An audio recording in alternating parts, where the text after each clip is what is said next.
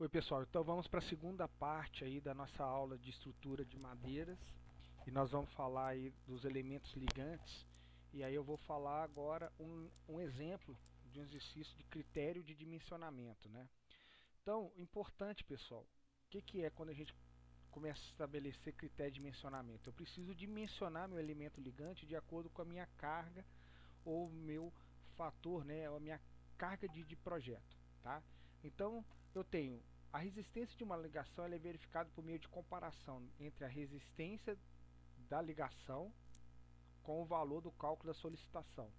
Ou seja, a minha resistência de ligação ela tem que ser no mínimo maior ou igual do que a minha solicitação, tá?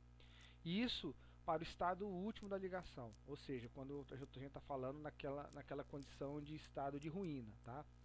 E pode ser atingido tanto a deficiência da resistência do elemento estrutural como do elemento de ligação. Então, a madeira, né, a resistência da madeira à compressão que a gente fala, ou embutimento, ela tem que ser determinada, geralmente ela é determinada pelo ensaio padronizado encontrado na NBR 7190, tá? E ela permite determinar a resistência de embutimento. Quando a gente fala de embutimento paralelo à fibra, e aí eu tenho a expressão FED igual a FCD, e a resistência a embutimento normal à fibra. Então a gente fala paralelo e normal. Quando a gente está falando de normal, ou seja, tangencial, né?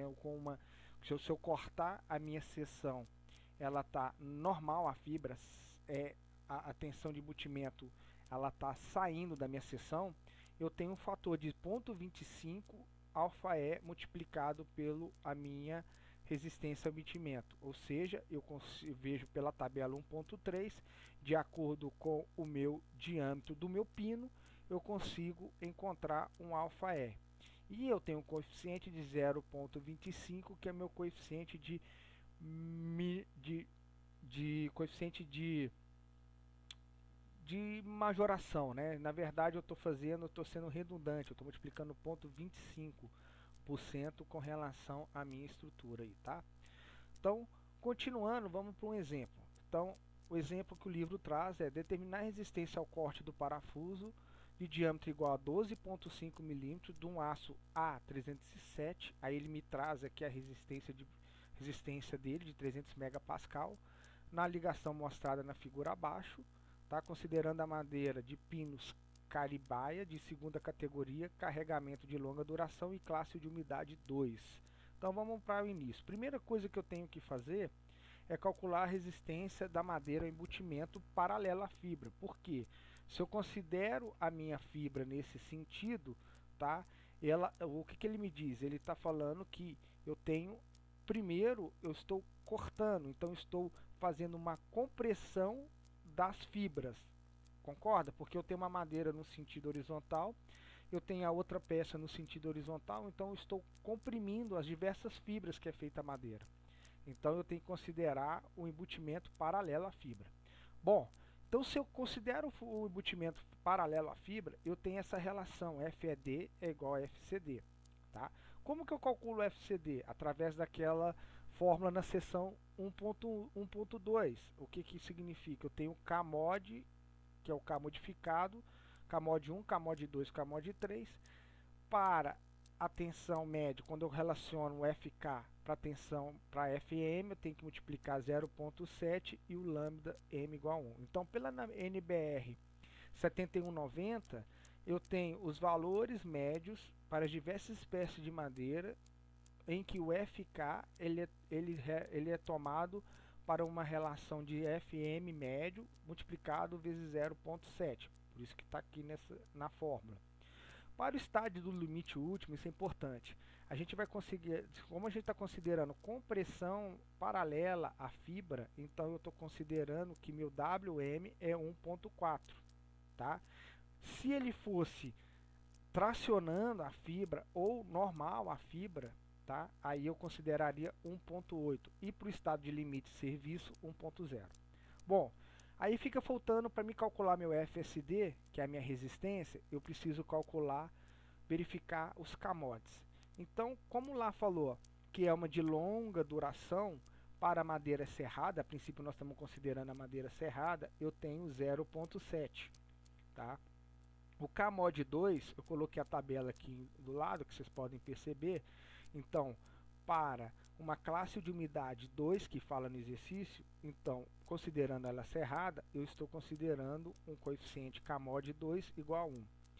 E por último, quando eu falo com relação a tipo de madeira, ela falou que é uma madeira, o exercício fala que é uma Pinus caribaea, ou seja, ela é uma madeira do tipo conífera, tá? E aí ele fala que é da categoria 2, então eu considero o meu Kmod 3 de 0,8. Fazendo a conta, eu tenho um fator de 9,9 megapascal, ou seja, uma resistência de 9,9 megapascal, ok? Bom, o próximo passo que eu preciso para determinar minha força cortante do parafuso, tá? Eu preciso fazer o que? Eu preciso calcular, fazer o cheque de resistência. Então, eu tenho lá meu fator de resistência, também na seção 1.2 me traz essa fórmula. Eu tenho lá no exercício 310 megapascal, ou seja, eu divido por 1.1, que é um fator de minoração, né, da minha carga. Então eu tenho FYD de 281, tá?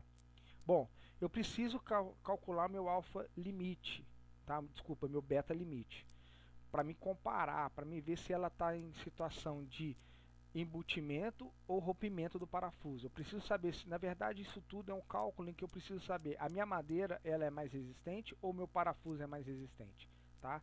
Então eu preciso fazer esse cálculo de resistência de embutimento da madeira. Ou seja, eu tenho a formulação, né? Se eu tenho um beta menor que meu beta limite, eu uso essa formulação aqui do lado direito.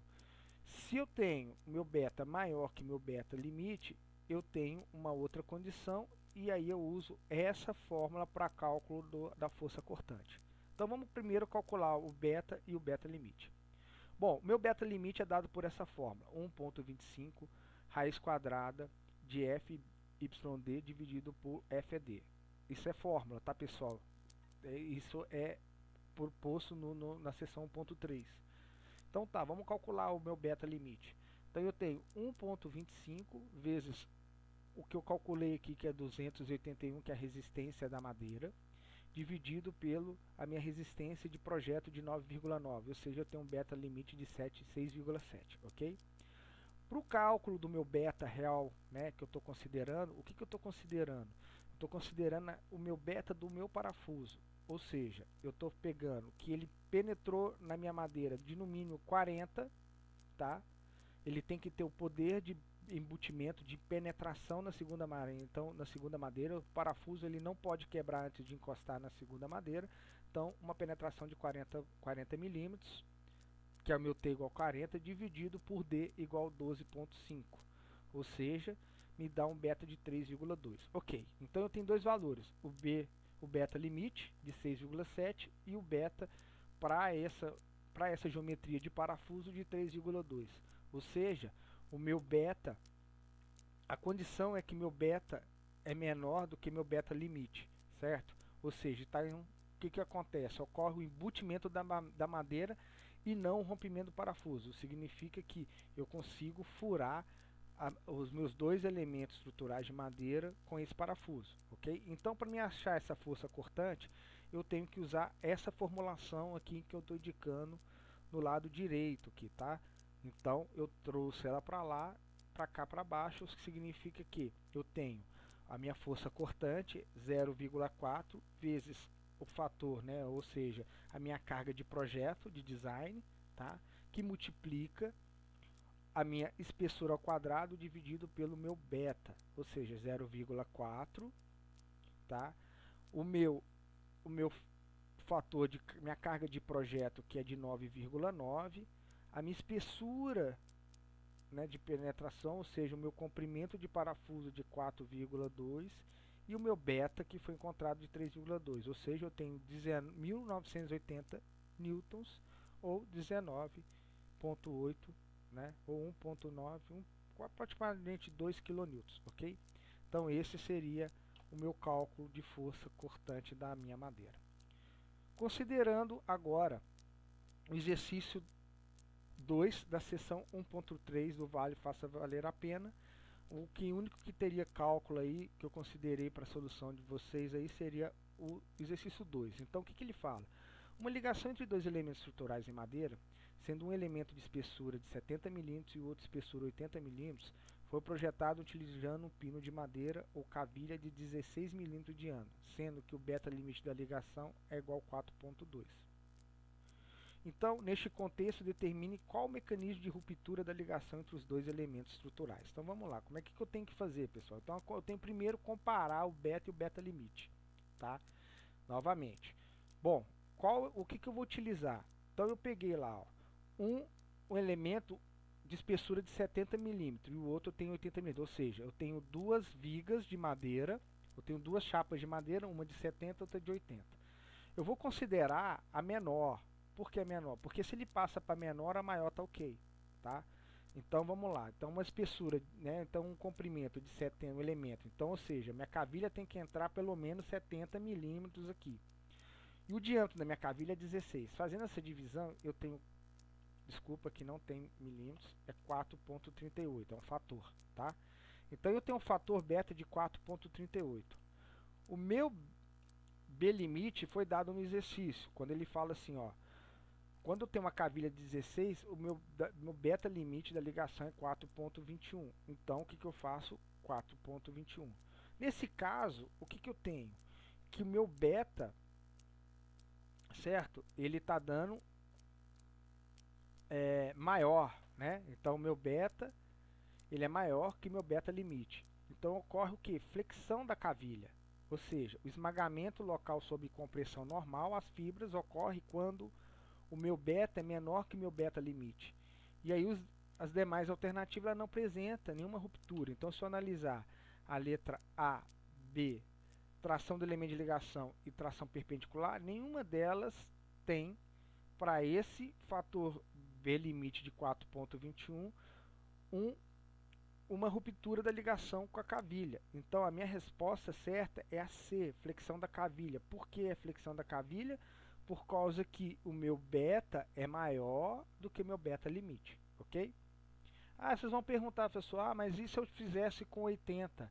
Tá, se eu pegasse a minha espessura da minha madeira, da minha ripa, com 80, esse valor seria maior de todo jeito. A mesma coisa ocorreria. Então, sempre vai ocorrer, nessa situação, com esse dimensionamento das duas chapas de madeira, vai ocorrer flexão da cavilha, ok? Então é isso, pessoal.